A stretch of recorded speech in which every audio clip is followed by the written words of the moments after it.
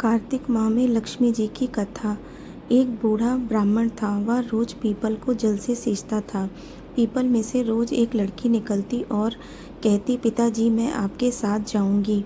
यह सुनते सुनते बूढ़ा दिन ब दिन कमजोर होने लगा। तो बुढ़िया ने पूछा कि क्या बात है। बूढ़ा बोला कि पीपल से एक लड़की निकलती है और कहती है कि वह मेरे साथ चलेगी। बुढ़िया बोली कि कल ले आना उस लड़की को। जहाँ 6 लड़कियाँ पहले से ही हमारे घर में हैं, वहाँ 7वीं लड़की और सही। अगले दिन बूढ़ा उस लड़की को घर ले आया। घर लाने के बाद बूढ़ा आटा मांगने गया तो उसे पहले दिनों की अपेक्षा आज ज़्यादा आटा मिला था। जब बुढ़िया वह आटा छानने लगी तो लड़की ने कहा कि लाओ माँ, मैं छान देती हूँ। जब वह आटा छानने बैठी तो परात भर गई। उसके बाद माँ खाना बनाने जाने लगी तो लड़की बोली कि आज रसोई में मैं जाऊंगी।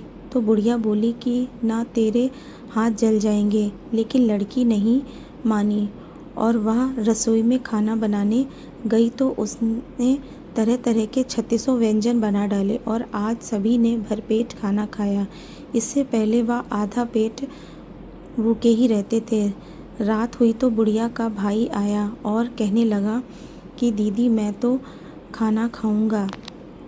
बुढ़िया परेशान हो गई कि आज अब खाना कहाँ से लाऊंगी। लड़की ने पूछा कि माँ क्या बात है।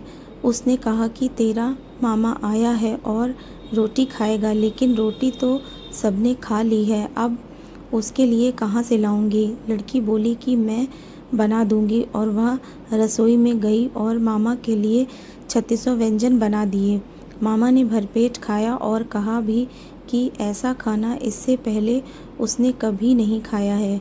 बुढ़िया ने कहा कि भाई तेरी पावनी भांजी है, उसी ने बनाया है। शाम हुई तो लड़की बोली कि माँ चौका लगा के चौके का दिया जला देना, कोठे में मैं सोऊंगी। बुढ़िया बोली कि ना बेटी, तू डर जाएगी।